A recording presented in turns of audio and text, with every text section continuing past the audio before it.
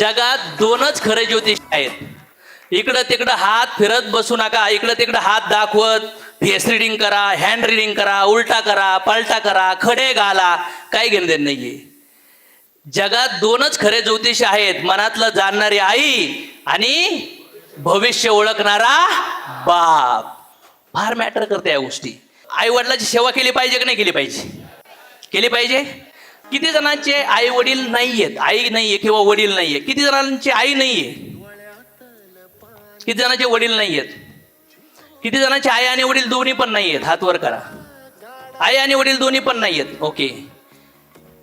किती जणांचे आई वडील आहेत? ज्यांचे आई वडील नाहीयेत ना, लय तडफडतात यार.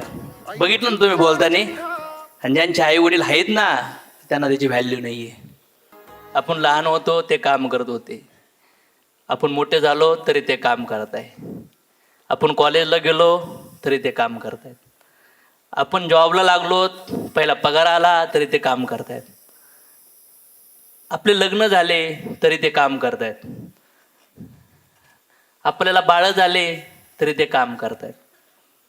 आज फार उतार वयात आहेत, त्यांचं कंबर दुखतंय, त्यांचे गुडघे दुखतात, दात पडायला लागले, चष्मा लागलाय, तरी पण ते काम करतायत. स्वप्न सोडा, ज्यांनी जन्म दिलाय ते तरी दिसले पाहिजेत. केलं पाहिजे मित्रांनो. आणि ह्या शरीरातून मुक्त होण्यासाठी, हे जन्ममृत्यूचं चक्र काढण्यासाठी जो मनुष्य जीवन ज्या आईवडिलांनी दिलं आहे ना, ते देवापेक्षा गुरुपेक्षा पण श्रेष्ठ आहेत मित्रांनो. मेल्यानंतर आहे ना, त्यांच्या सरणावर जाऊन वेढा घालत मोठ्याने ओरडू नका. जिवंतपणी त्यांना सांगा. कारण की लहानपणी त्यांनी बोटाला धरलंय, त्यांनी मिठी मारली, तुमच्या पप्प्या घेतल्या, तुमची शी साफ केली, नवीन कपडे आणले, फाटके कपडे घातले, रक्ताचं पाणी केलं. वडिलाची चप्पल फाटकी होती पण आपल्याला शाळेत बूट नवीन आणलेत, नवीन पुस्तकं आणलेत. वडिलाच्या अंगातून घामाचा वास येत होता पण आपल्याला शाळेत जाण्यासाठी नवे कोरे कपडे बापाने दिले. दिले का नाही दिले? बापाला शक्य नव्हतं, बापाकडं नव्हती कॅपॅसिटी, तरी पण बापाने पुस्तकं दिले, कपडे दिले, चांगलं शिक्षण केलं. आणि आज समाजात हीन करून आपण फिरतोय. आणि आपले आई बाप, नको बाळा मला माझ्याकडे आहेत शर्ट.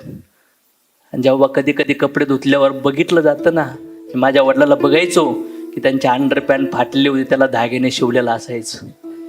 पण माझी अंडरपॅन्ट कधीच नाही फाटली. बनेल फाटकं असायचं, त्याला होल पडले असायचे. मला नवीन पॅरेगॉन चप्पल थोडीशी खराब झाली तर मित्राचे बघून मी म्हणायचो पप्पा दुसरी पाहिजे, तात्या दुसरी पाहिजे. आणि मी बघितलं की माझे वडील तार लावलेली चप्पल घालायचे. बापाचं प्रेम लय मोठं असतं. तर रडून नाही दाखवत. आईच दाखवू शकते, पटापटा पप्प्या घेऊन बोलू शकते, ये बाळा ये बाळा. छोट्या मोठ्या गोष्टीत आईची आठवण येतात, पण मोठ्या गोष्टीमध्ये बापाची आठवण येते. Yes or no? आज काही वडिलाचे आई बाबा वृद्ध आश्रमात ते तडफडतात, डोळे नाही येत, ऐकायला येत नाहीये, जॉईंट पेन आहे. आणि त्यांच्या आयुष्यात सगळ्यात जास्त आठवण त्यांना त्या लेकराची येते. आणि ते लेकरं भेटायला येत नाहीये त्यांना. त्यांना रात्र रात्र झोप येत नाहीये. त्यांची इच्छा आहे की मुलांच्या मुलासोबत थोडंसं खेळावं, पण पत्नी जाऊन देत नाहीये त्यांना. नाही जाऊन द्यायचं त्यांसोबत. वृद्धाश्रम खचाखच भरू राहिलेत. गाव सोडून, घर सोडून पत्नी पोराचा संसार सुरू केलाय, पण ज्यांनी हे बीज दिलं, ज्यांनी आपल्याला जन्म दिला, आज ते एकटेच झगडत आहेत रे. लहानपणी ते आपले आईबाप होते, आता वेळ आहे आपण म्हातारपणी त्यांचे आईबाप होण्याची, त्यांच्या बोटाला पकडण्याची, त्यांच्या हाताला धरण्याची, त्यांना मिठीत धरून उभा करण्याची. त्यांची शी जागेवर होणार आहे, त्यांची सू जागेवर होणार आहे, त्यांचा डोळ्याला त्रास होतोय, त्यांच्या दातात अन्न अटकतंय, ते कडक भाकर करू शकत. हे संघर्ष आहे बापात. आणि तुम्ही त्यांना किती वाईट बोललात, किती वाईट शब्द वापरले, ब्लेम केले, चिडले, पण ती माया बाप झाल्यानंतरच कळती. आपले पोरं, बरोबर ना? मग आपण ज्यांचे पोरं आहेत त्यांचं काळीज कधी समजून घेतलंय का मित्रांनो? घ्यायला पाहिजे का नाही घ्यायला पाहिजे? एक्सप्रेस करा.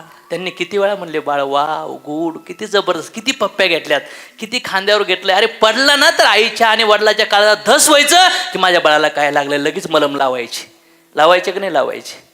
आता मोठे झालो आपण ना, कुठंतरी दुरावा आला असन किंवा प्रेम व्यक्त केलं नसल तर भेटा, मिठ्या मारा, कचकचून मिठ्या मारा, पाया पडा, राडा, आसरुने डोळे भुजाव त्यांचे आणि सांगा, दादा किती इम्पॉर्टंट आहे तुम्ही माझ्यासाठी, अक्का, बाई, मम्मी किती इम्पॉर्टंट आहे. सांगा त्यांना, त्यांनी तुमच्यासाठी काय काय केलंय ते चांगलं ना, त्याच्यातलं फक्त 1% सांगा रे. ढासा ढासा रडायला लागतील ते आईबाप, ढासा ढासा रडायला लागतील. त्यांनी काय नाही दिलं, ते काय नाही देऊ शकले, त्यांचं काय चुकलं हे लई सांगितलं यार.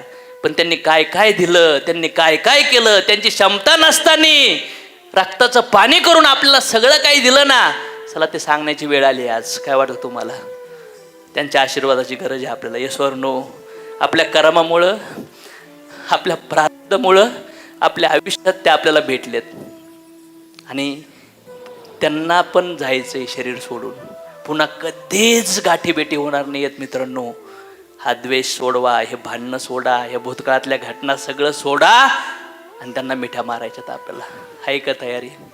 किती लोक तयार आहेत आईबापाला जाऊन भेटणार, बोलणार, मिठ्या मारणार कडकडून आणि सांगणार सगळ्या काही गोष्टी.